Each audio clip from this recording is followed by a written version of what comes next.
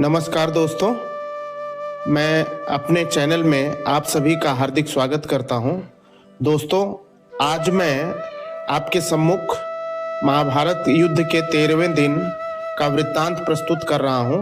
यह सुशील पांडे जी की एक बहुत ही मार्मिक कविता है जो मैं आपके सामने रखने जा रहा हूं। जब कुरुक्षेत्र की समर भूमि में सरसैया पर भीष्म हुए, तब कुरु कलंक के नयनों में क्रोधाग्नि लगी और ग्रीष्म हुए।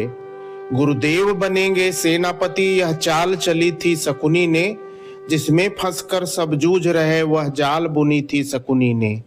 इस बार चली थी चाल अजब, जिसमें न कोई संधि हो, गुरुवर द्वारा वह ज्येष्ठ पांडु सुत समर भूमि में बंदी हो। फिर पांडव सेना में गुरुवर ने ऐसा तांडव नृत्य किया, सब समर मुंड से पाट दिया, कुछ ऐसा चित्र विचित्र किया। निज सेना की यह दशा देख अर्जुन को क्रोध अपार हुआ, बज उठी कृष्ण की पांचजन्य, फिर गांडीव का टंकार हुआ। कौरव सेना के होश उड़े जब गुरुवर का रथ चूर हुआ, जो सोचा था वह विफल हुआ, सब सपना चकनाचूर हुआ। फिर कहा द्रोण ने दुर्योधन, मैं उससे पार न पा सकता, अर्जुन के रहते धर्मराज को बंदी नहीं बना सकता।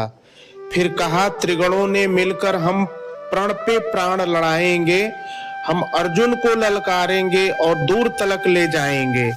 हम जान रहे हैं अर्जुन से पा सकता कोई पार नहीं, पर इससे बढ़कर मित्र तुम्हें दे सकता मैं उपहार नहीं। फिर क्या था ऐसी नीत बनी जिसको सबने मंजूर किया, उसने अर्जुन को ललकारा और समर भूमि से दूर किया। अर्जुन के जाते गुरुवर ने फिर कुछ नवीन संरचना की, जिसका भेदन न हो सके, उस चक्रव्यूह की रचना की। पांडव सेना भयभीत हुई, यह देख शत्रुदल सुखी हुए, जो सदा शांत चित रहते थे वो धर्मराज भी दुखी हुए।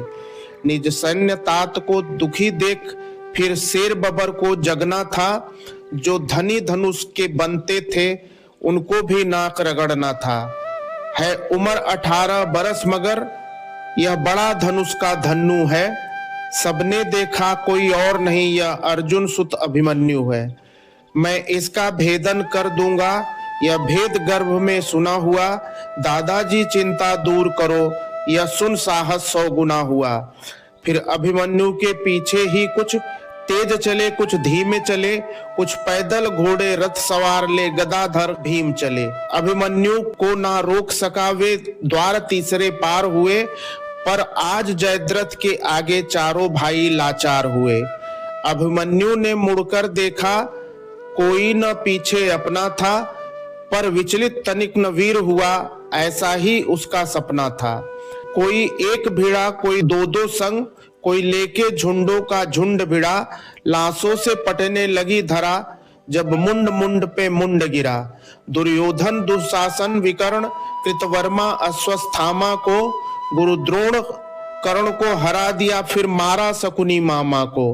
वह कर्ण भिड़ा जो दुर्योधन के विजय की लक्ष्य की आशा था, वह कर्ण भिड़ा जो दुर्योधन के अंतर मन की भाषा था, वह कर्ण भिड़ा जो एक साथ 100 बाण चलाने वाला था, वह कर्ण भिड़ा जो दुर्योधन को विजय दिलाने वाला था। सबने देखा वह अंगराज रथ सहित धरा पर पड़ा मिला, कुछ चेत हुआ तो भाग गया, वह दूर सभी को खड़ा मिला। फिर दुर्योधन हो गया कुपित, ले सबका नाम पुकारा है, सब इसे साथ मिलकर मारो, ऐसा आदेश हमारा है। फिर एक साथ भिड़ गए सातों ने ऐसा काम किया, रथ तोड़ सारथी को मारा, घोड़ों का काम तमाम किया। तलवार तीर जब टूट गए तो रथ के चक्के उठा लिए, उस रथ के टूटे चक्के से कितनों के छक्के छुड़ा दिए। यह देख अधम दुशासन ने तब सर पे गदा प्रहार किया, गिर गया धरा पे वीर, तभी पीछे से उसने वार किया। फिर बारी बारी से सबने उसके सीने पे वार किया, सब युद्ध नियम के भूल गए और ऐसा अत्याचार किया। सब मायापति की लीला है, मैं कृष्ण लिखूं घनश्याम लिखूं, कितनों को धूल चटाया, कितने कुरुओं का नाम लिखूं। शब्दों में सहज सुशीलापन, अब कविता को विश्राम लिखूं, मैं उस बालक अभिमन्यु को अब अंतिम बार प्रणाम लिखूं। धन्यवाद।